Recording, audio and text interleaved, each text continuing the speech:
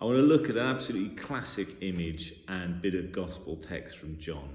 I am the good shepherd, and then think it through and see if we can understand what's really going on here. I am the good shepherd. The good shepherd lays down his life for the sheep. The hired hand, who's not the shepherd, doesn't own the sheep, sees the herd. The wolf sees the wolf coming and runs away. The hired hand runs away because the hired hand doesn't care for the sheep. I am the good shepherd. I know my own, and my own know me. And it goes on like this. And you can read it in John chapter 10. It's one of these extraordinary passages, and I'd say three things really. The first is it's a traditional image. The shepherd, being a shepherd, is God as a shepherd, or kind of human figures who work on God's behalf as shepherd. That's not new. David, famously was a shepherd boy before he became a king. There's sort of analogies there. In the Midrash, Moses is a shepherd. But the shepherd who lays his life down, that's an innovation.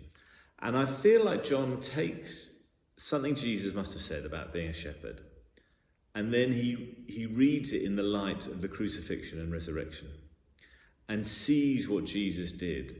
And so he kind of like takes the shepherd image and sticks an electric shock through it to kind of make it cover even more than it does anyway. But also don't look, especially for a kind of logical argument with John. I see what's happening in this passage a bit more like kind of theme and variations in a piano thing. He says, I'm the good shepherd, and then he kind of doodles around a bit with that, and then he goes back to I'm the good shepherd, and then he doodles around in a slightly different direction.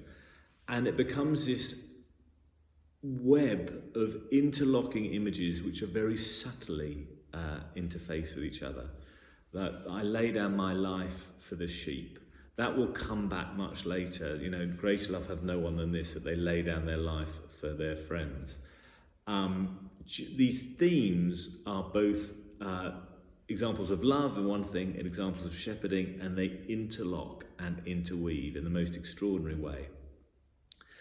Actually, I think some of the spirit of this passage is captured in that Simon & Garfunkel song, Bridge Over Troubled Water. Do you remember, like a bridge over troubled water, I will lay me down.